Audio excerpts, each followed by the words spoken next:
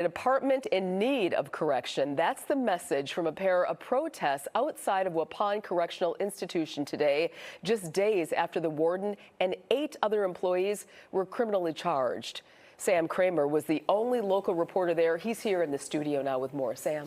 Hi, Mary. 4 inmates have died at Waupun since last June. It sparked investigation that's led to these charges and even lawsuits. Tonight, we heard from some of their family members who say enough is enough, and they aren't the only ones saying that.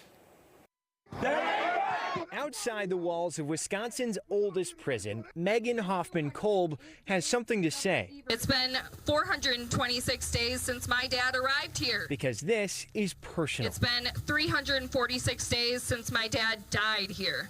Dean Hoffman was the first of 4 inmates to die inside Waupun Correctional Institution since June 2023.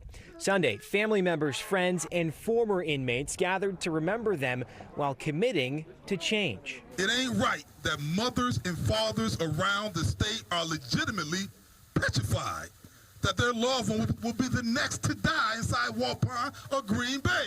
The protest comes just 4 days after the prison's former warden and 8 other staff members were criminally charged following an investigation by the Dodge County Sheriff's Office. Sheriff Dale Schmidt concluded those staff failed to provide basic care for 2 of the inmates who died, which sparked a second, smaller protest Sunday. They did what they could with what they had.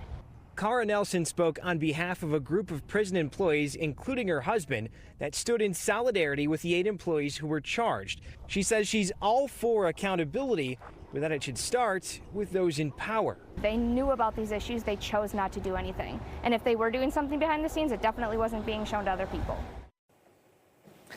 And these protests followed one by inmates on Thursday who held a sit-in over the conditions of their confinement. Mary? All right, Sam, thank you.